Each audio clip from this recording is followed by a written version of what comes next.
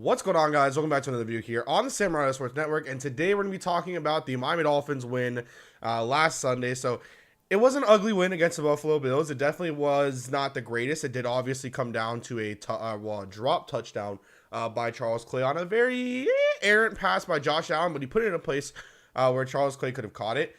It was an ugly win, but a win is a win. I heard a lot of Dolphins fans talking about how they didn't want the win because it was ugly. They didn't want the win because of this, and that. Honestly, you have to be with the mindset that a win is a win in the NFL, and you're going to take it whenever you get it.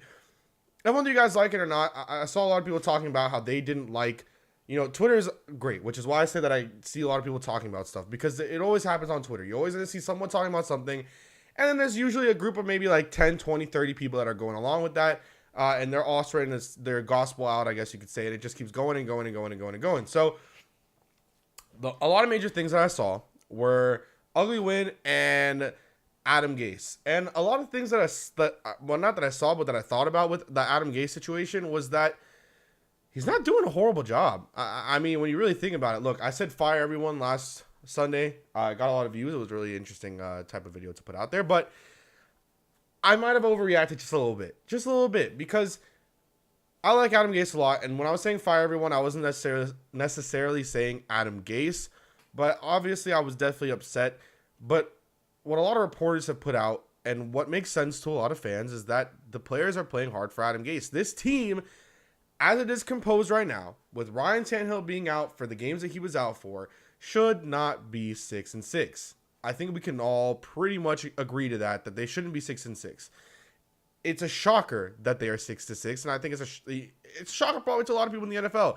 Once you see Ryan Tannehill go down, once you see the amount of injuries that we have, which injuries happen in the NFL, but this has been insane. I mean, it's got to be a trainer issue with the Dolphins. They got to figure that out over the offseason, and conditioning coaches, everything like that. Once you see all of that go down and happen, you're thinking, all right, top 5 pick, draft a quarterback. Adam Gase maybe gets a year or two to groom the quarterback, and if he doesn't, he's fired. He's out. New coach, mediocre system over and over and over and over and over again. Right? That's probably what a lot of us would assume. And that's not what happened. I find it interesting that Team 6-6, the win, like I said, was ugly. There was a lot of missed sacks by the Dolphins defense. I still think that Matt Burke needs to be replaced in the offseason. And I saw someone put out on Twitter that if Todd Bowles got fired, he'd be an interesting option at head coach, and I'd have to, or defensive coordinator. And I'd have to agree with that. I would like to see Todd Bowles as a defensive coordinator for the Miami Dolphins. I think he'd do a very good job. He has that Jets defense playing very, very well. I don't think he gets fired, but you never know. With the Jets, they might want to hitch Sam Darnold to an offensive coordinator that has a bright future, and yada, yada, yada. All that stuff, all those marbles, right?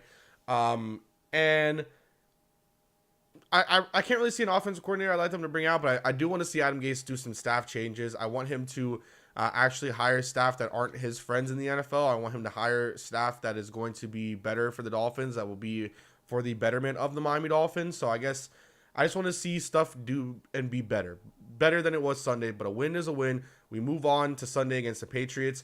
Really quickly, I would like to state once again, thank you so much for 1,000 subscribers. It's something that I wanted to hit. I think it was maybe a year and a half ago. I don't remember. I think it was during the playoff. It was, yes. So it was early 2017 when after the Dolphins had made the playoffs in 2016, they lost with the Matt Moore stuff. So that early year right there. So early last year, I was really getting a push. I was gaining a lot of subscribers. I went from about like 150 to 300 very quickly. I think in a month I got 150 subscribers, and then my computer broke, so that wasn't great. And I was out for 3 months of commission during the biggest time in Dolphins football. It was during the draft, the first draft after a playoff season for the Dolphins. What were they going to do?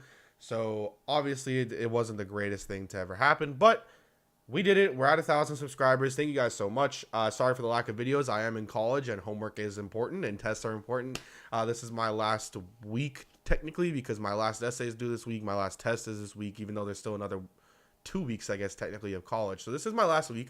And then, yeah, everything kicks into high gear, videos every day. So from here on out, I'm going to be posting every single day of December. I was going to do that in general, but I didn't start the first 3 days. So I hope you guys are very much enjoying this video. I'll see you guys next time. Make sure to subscribe down below, and peace.